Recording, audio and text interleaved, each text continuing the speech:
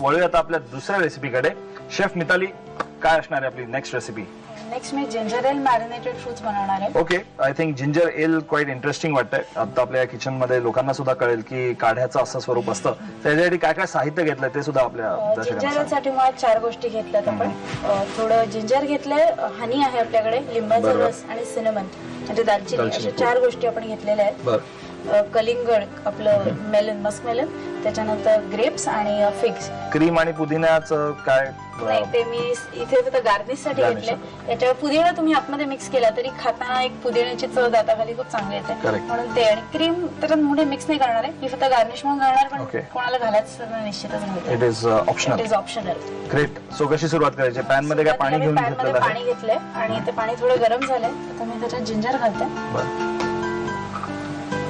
एक बॉईल देऊया आपण. एक चांगला बॉईल द्यायचा आपल्याला. हे आता झालेलं आहे मी मिक्सचर. याच्यामध्ये मी हनी आणि दालचिनी टाकली बरोबर. आणि आता हे एवढं झालेलं आहे. त्याच्यात लिंबाचा रस केव्हा घालायचा? हे आता आटू द्यायचं. हे छान 20-21 मिनिटं शिजवायचं. ते आलं चांगलं शिजवायचं. आल्याच्यामुळे त्याच्यात पूर्ण जो अर्क म्हणतो आपण, तो अर्क छान उतरला पाहिजे.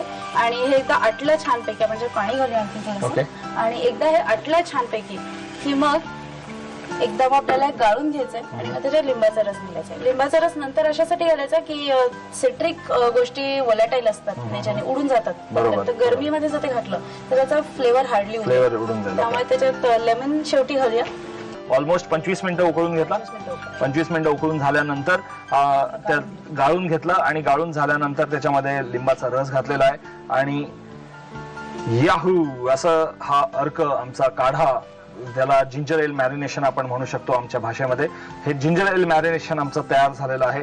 आता या पुढची सगळी कृती शेफ मिताली तुझ्याकडे हँडओव्हर करतो. आता काय करायचं? How are you going to serve this? आधी मी म्हणते ही दोन्ही मेलन्स आहेत, वॉटरमेलन आणि मस्क मेलन. दोन्ही मेलनचाच प्रकार असल्यामुळे आपण याला कंबाईन करून आधी एक मिक्सचर बनवूया. तसं आपली जर घरी करायची इच्छा असेल तर आपल्याला बाकीचेही फ्रुट्स एकत्र मिक्स तरी चालतं. मी ही दोन्ही फळं घेतली. ह्याला चव स्वतःची पुरते, म्हणजे मीठ वगैरे काहीच घालायचं नाही. हिला मी थोडंसं जिंजर एल घालते फक्त. कॉन्सन्ट्रेटेड अर्क झालेला आहे, एकदम कॉन्सन्ट्रेटेड आहे. त्यामुळे याला मी जर तुम्ही पाहिलं असेल तर अगदीच थोडंसं घातलं. आता हे सगळं एकत्र छान घोळून घ्यायचंय आपल्याला. आता हे मिक्स झालंय तर मी त्याच्यात थोडीशी द्राक्ष घालते. याच्यात कलर वेगळं म्हणून मी जसं म्हणले आपल्याला काळी द्राक्ष सुद्धा घालता येतील.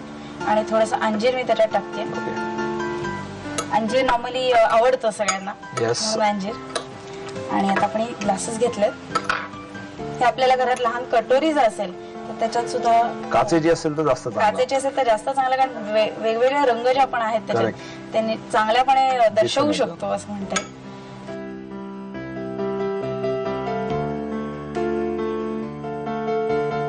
आता काय पुढे याच्या? आता आपण याच्यावर क्रीम घालूया.